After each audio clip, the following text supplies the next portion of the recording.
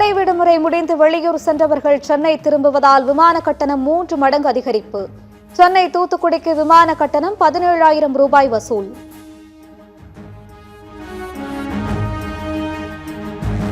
திருவள்ளுவருக்கு காவி நிறம் பூசப்பட்டது சட்டத்தின் ஆட்சி முறையை நிலைக்குலைய செய்கிறது. பினராயி விஜயன் இல்லத்தில் அமலாக்கத்துறை சோதனை நடத்திய போது முதலமைச்சர் விஜய் கண்டனம் தெரிவிக்காதது ஏன் என மு. வீரபாண்டியன் கேள்வி.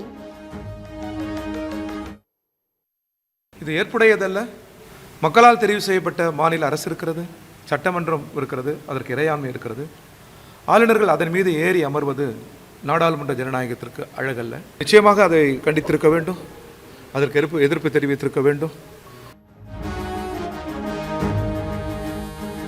காஞ்சிபுரம் அருகே இருங்காட்டுக்கோட்டை சிப்காட் தொழிற்சாலையில் பற்றி எரிந்த தீயை 6 மணி நேரம் போராடி அணைத்த தீயணைப்பு வீரர்கள். பல கோடி ரூபாய் மதிப்புள்ள பொருட்கள் சேதம். 7 ஏக்கர் அளவுக்கு தொழிற்சாலை தரைமட்டம்.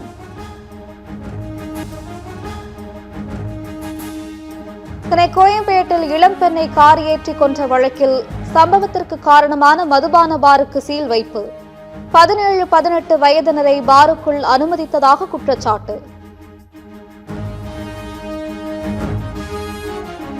இந்தியாவிலேயே தமிழ்நாட்டில் தான் சாலை விபத்துகள் அதிகம். சாலையில் அதிவேகமாக செல்வதே விபத்துக்கு காரணம் என அமைச்சர் ஆதவ் அர்ஜுனா குற்றச்சாட்டு. கொடைக்கானல் கோடை விழாவில் இறுதி நாளான இன்று விளையாட்டுப் போட்டிகள் களை கட்டியது. சுற்றுலா பயணிகள் குத்தாட்டம் போட்டு உற்சாகம்.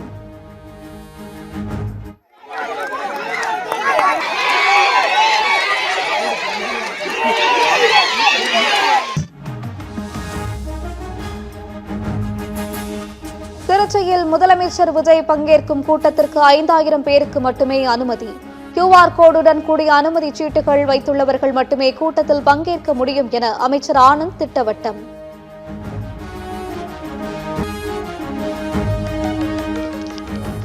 இந்திய பகுதிகளை நேபாளம் ஆக்கிரமித்துள்ளது.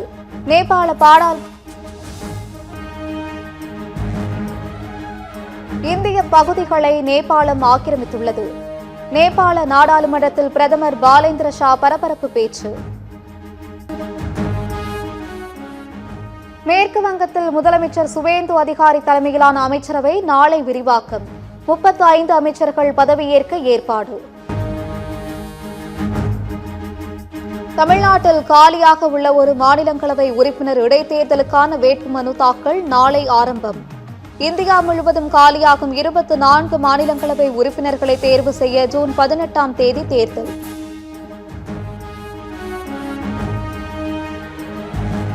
சிபிஎஸ்இ விடைத்தாள்களை ஆன்லைனில் திருத்தும் முறையில் குளறுபடி.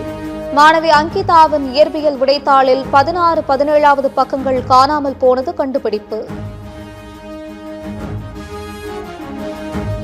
தமிழ்நாட்டில் சென்னை உட்பட 13 இடங்களில் 100 டிகிரி ஃபாரன்ஹீட் வெப்பம் சுட்டெரித்தது. அதிகபட்சமாக வேலூரில் 106.16 டிகிரி வெயில் கொளுத்தியதால் மக்கள் அவதி.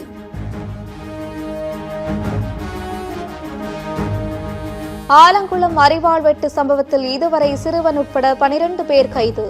தப்பியோடி தலைமறைவானவர்களை பிடிக்க போலீஸ் தீவிரம்.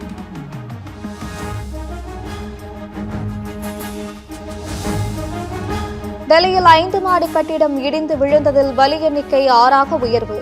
மருத்துவமனையில் சிகிச்சையில் உள்ள சிலர் ஆபத்தான நிலையில் இருப்பதால் பலி எண்ணிக்கை அதிகரிக்க வாய்ப்பு.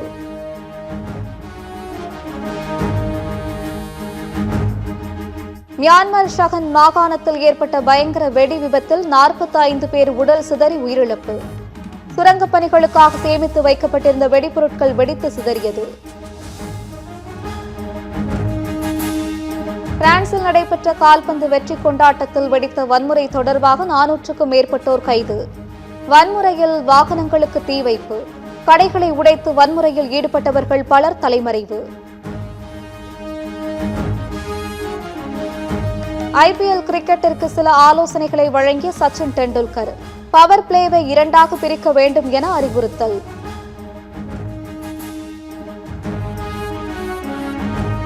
சுழற்பந்து வீச்சாளர் மிச்சல் சாண்டனர் இங்கிலாந்து தொடருக்கான நியூசிலாந்து அணியில் இணைந்தார்.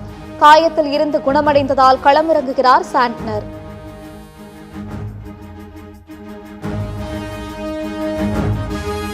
இந்தியா ஏ அணியில் ரியான் பராக்கிற்கு பதிலாக ருத்துராஜ் கெய்க்வாட் களமிறங்குகிறார். ஐபிஎல் தொடரின் போது ஏற்பட்ட காயத்தால் ரியான் பராக் 3 மாதங்கள் ஓய்வு. ஐபிஎல் 2026 சீசனில் அதிக ரன்கள் அடித்தவர் இளம் வீரர் சூரியவன்ஷி. 1 சதம் 5 அரை சதங்களுடன் சூரியவன்ஷி இந்த சீசனில் 16 போட்டிகளில் விளையாடி 776 ரன்கள் குவிப்பு. ஐபிஎல் இறுதிப் போட்டியில் பெங்களூரு அணிக்கு 156 ரன்கள் வெற்றி இலக்கு நிர்ணயித்தது குஜராத். எளிதான இலக்கு என்பதால் வெற்றி பெற்று கோப்பையை மீண்டும் கைப்பற்ற பெங்களூரு அணி தீவிரம். சொற்ப ரன்களில் அவுட் ஆகி சொதப்பிய குஜராத் பேட்ஸ்மேன்கள். வாஷிங்டன் சுந்தர் பொறுப்புடன் விளையாடி 50 ரன்கள் எடுத்ததால் கௌரவமான ஸ்கோரை எட்டியது குஜராத் டைட்டன்ஸ்.